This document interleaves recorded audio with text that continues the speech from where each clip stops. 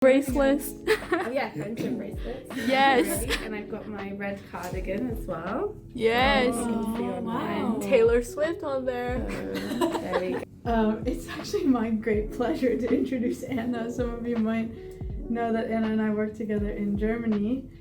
And related to this talk, I remember once that Anna said, Anna was excited for weeks that there was a new Taylor Swift album coming out. Because Anna was so excited, I finally, for the first time ever, while I was in my office, put on Spotify, put on Midnights, and genuinely listened to the whole album. From this moment on, my Spotify hasn't been the same. It's wrecked. So anyway, no, Anna's great. So I shouldn't even be saying Anna. Dr. Chipiel is now at University of Toronto, Mississauga. I don't think Taylor Swift is Anna's main line of research, but I'm happy that she found a way to work this research project in.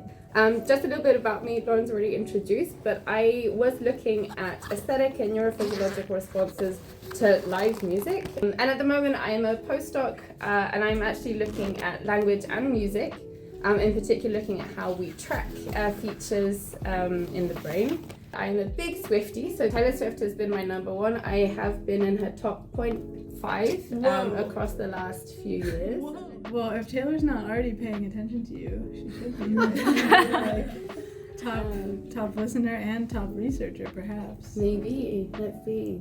For this change, for this loyalty, I guess, is that she is keeping kind of with the trends and changing across albums. So she's changed not only different genres, but she has gone through different themes.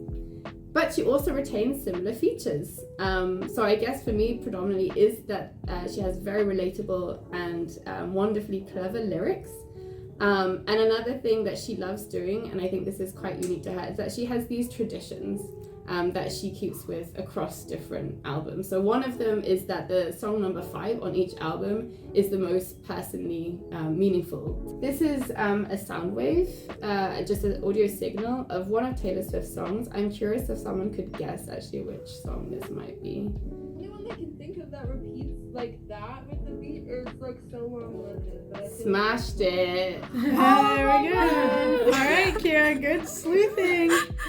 So one way to look at what is going on is by looking at different frequencies, so we can pass them through different subbands, essentially higher or lower pass filters. So this is what that So Long London looks like when we kind of distinguish different bands. So in the lowest one, this is the lower frequency, so this is indeed that kind of pulse that we just had. Kind of a bit higher up, this is, I guess, more vocal frequencies that she's singing, and I guess right at the top, these are the higher harmonics and the brightness. So yeah, as I mentioned, I extracted 13 features.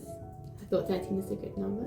Instead of having all these 13 acoustic features, we now reduce them to a slightly more manageable 3 components, which I have kind of broadly defined as depth, brightness, and then slow beat clarity. When I'm plotting them across different albums, and here these are plotted chronologically in when she originally released them, we actually see quite a nice pattern. So what we see is that she has a lot of brightness at the start of her career and it kind of goes down, but actually her sound then matures with her later albums. But this is kind of around this time when she's just written Lover, and she's really now starting to try and deconstruct an entire belief system in the sense that she was kind of following what she should be doing, kind of being the nice girl and following these sort of trajectories.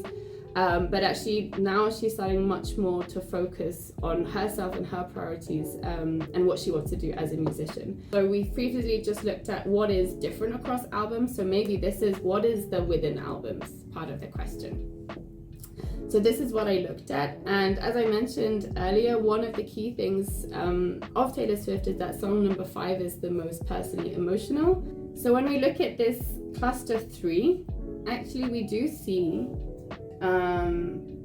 that this kind of faster tempo but a jittered pulse clarity is related to this song number 5. And I kind of checked, okay, what songs are there?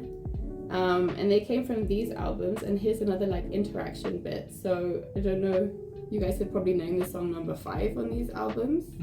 Yeah, so Dear John, All Too Well. And then it was, White Horse, and then All You Had to Do Was Stay. What I'm also very much interested in, and something that I think is really lacking in music emotion research, is mixed emotion. In the sense that we have very traditionally used like, oh, this is a happy song, this is a sad song, and we've used very controlled stimuli for this. So much of music really isn't, and it's very much a mix. So yeah, if we consider the number of songs per category as a ratio,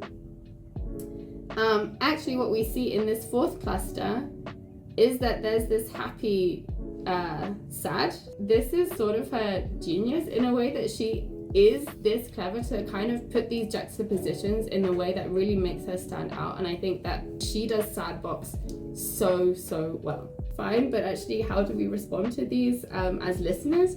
So I'm kind of maybe thinking, again, like this could be also then used for emotional well-being. So a lot of the songs is used as a friend, like, and a lot of people have said this also in Reddit posts, like, this is such a useful song for me.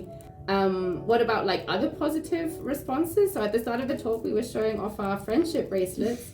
So not only like outside of these songs, she's actually creating these other emotions like social bonding in terms of friendship bracelets. And as I'm looking at brain signals and neurophysiological responses, is it that maybe our brain is processing different features depending on what sort of genre it is and what sort of mindset we have? So yeah, maybe, again, I'm trying to learn really about this, about doing some studies in the lab and looking at how our brain might respond. Thank you so much for your engagement. That was